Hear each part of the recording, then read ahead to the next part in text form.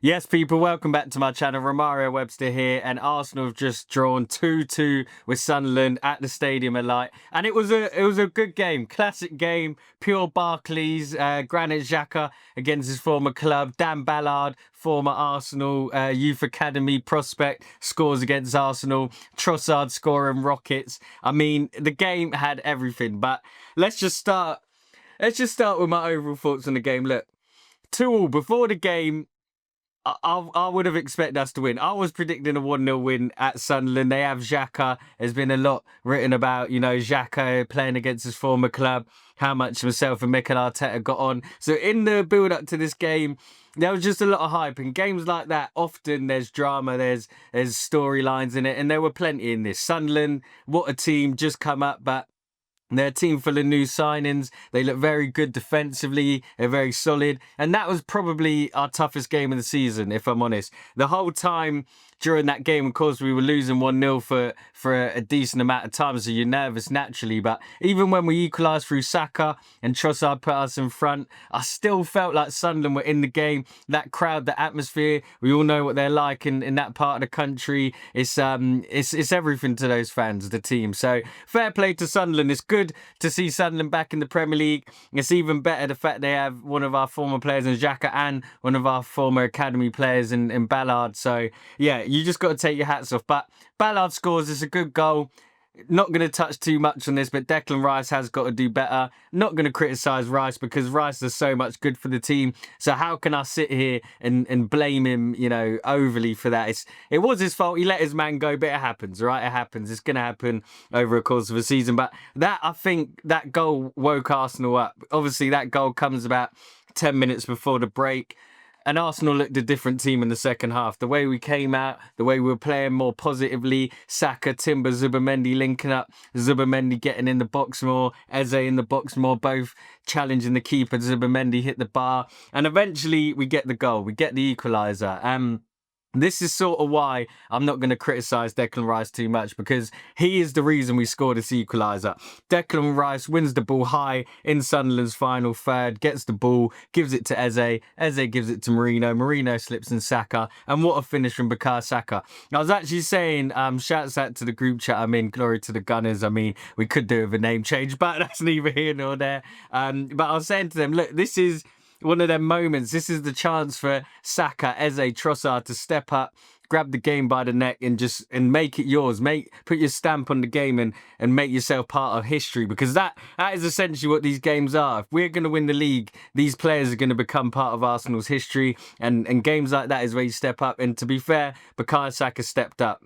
Gets the ball, right foot, finish, near post, clinical. Now, this is going to be a bit of an apology from me, all right? I'm going to hold my hands up despite the result. And I thought I was coming on here to just praise and apologise Leandro Trossard. I still am. Now, at the start of the season, I'm not sure if you've seen it, but go back and watch it. I've done the start, bench, sell for the club. And I said sell Trossard. I said sell him, all right? And as I said in that video, I didn't say sell Trossard because he's a bad player or we don't need him. I just thought we'd come to a point of where we could get a good amount of money for him, and he was at the age where we could get someone better, more effective. However, have I been proven wrong? We end up giving Trossard an increase on his wage, not an extension. We just increase his contract, and he's been very important for us this season. He's played, I think he started the last 6-7 games for us, mainly due to injuries, but that's why he's important. He's reliable. Last season, he played over 50 games, got 20 goals and assists in all competitions. So Trossard's never been a bad player. But I've got to hold my hands up. I'm sorry, all right? I'm sorry, Trossard, for ever suggesting we should sell you, right? I got it wrong. Right, and I'm the sort of guy, I'll admit when I got it wrong. What a finish from Leandro Trossard. These are the sorts of goals I might just score an ultimate team, right? These are the sort of goals where you just pick it up, whoosh, right into the near post. What a finish. Trossard outside of the area, sends his man with a little dummy and bang, straight in the top corner. Leandro Trossard has more than proven his worth to the team. So, yeah, this is me apologising. A lot of people already said to me I'm expecting an apology. So there it is, right? Trossard, you've proven me wrong. We do need you, especially given the injuries. And I'm going to touch on the injuries, which is sort of why, before we get to the equaliser, this is sort of why you have to take a point. And with the international break coming, it's a good moment for us because we need some players back. We've got Victor Gyökeres out, Kai Havertz, Gabriel Jesus, who's just come back to training, but he's been out for the best part of a year. Noni Madueke, Gabriel Martinelli, and Martin Odegaard are all injured. That's 6 of our attacking players. And some people might say they're not key. Every single one of the players I just named, maybe barring Noni Madueke, can fight for a starting spot. None of them. Well, Odegaard's guaranteed, but then the likes of Havertz, Gyökeres, Jesus not so much because of his injuries, but Havertz and Gyökeres are still sort of battling for that number 1 spot. So they're key players for us, right? And they were all missing today. So that is why you can't be too harsh on the boys. We've got a very depleted attack. We still managed to score 2 goals. It's our defence that has been breached today, all right? Our defence has been breached. We conceded 2 goals after going, I believe we went 8 games without conceding, and then we concede 2.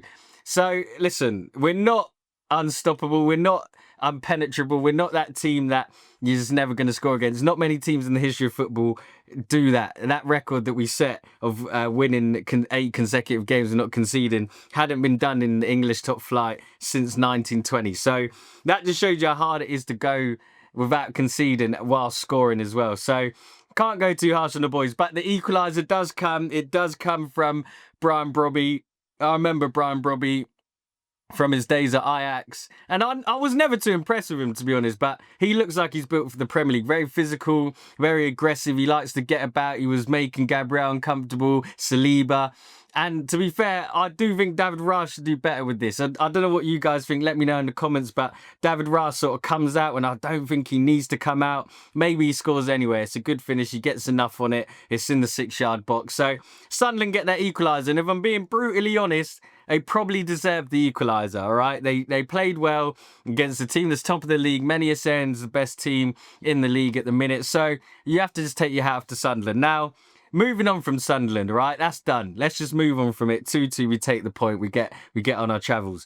Tomorrow, Liverpool go to Man City. Now, this is a very important game, and it's for obvious reasons this is important. Liverpool play City in the 4:30 Super Sunday.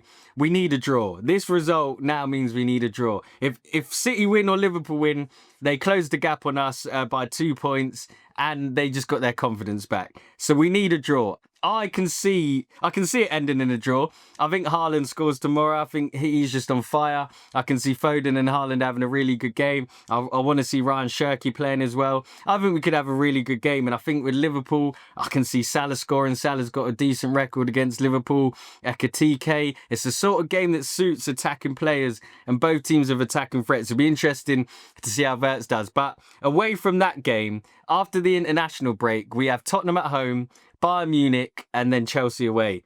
Now, Bayern Munich, all right, that game sort of handles itself. It's Champions League. We want to win that. But in terms of the league, Tottenham at home, I'm confident we win that game. Tottenham drew 2 with United today. They actually scored and made it 2-1 in the 92nd minute, I think. And then they conceded in the 96th minute. Matthias de Ligt. I haven't actually seen all the goals, but I know Richarlison put them 2-1 in front. And then they concede in the 96th minute. So Tottenham are Tottenham. They'll always be Spurs, right? So we have to beat them at home. And I'm very confident we beat them at home. But Chelsea away. Chelsea are literally about to play Wolves at home. Chelsea will win this game, I'm pretty sure. I'll be very surprised if Wolves beat them or they hold them to a draw. But we have to beat Chelsea away now.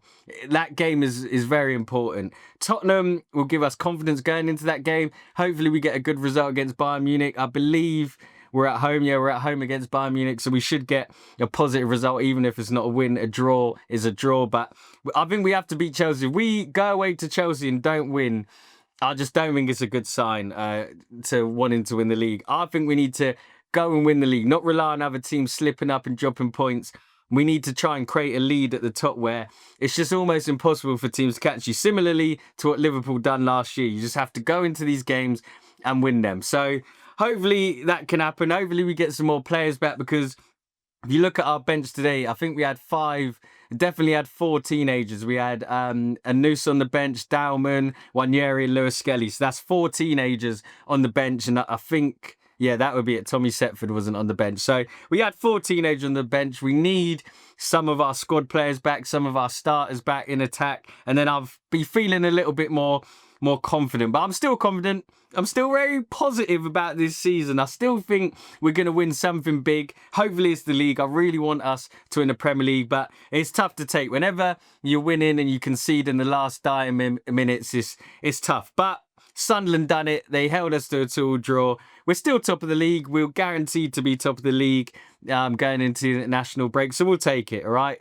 Can't be too damn beat. Don't panic, Arsenal fans, all right? Don't panic. In Mikel Arteta, we trust. But that's it from me. Leave a comment in the box below. I'm nearly at 500 subscribers, so I really appreciate if you leave a subscribe, drop a like as well. And as I said, leave a comment in the box below. Let me know if you're an Arsenal fan. If you're not an Arsenal fan, do you still think Arsenal win the league, or is this let City and Liverpool back in? But that's it from me, and I'll see you next time. Peace!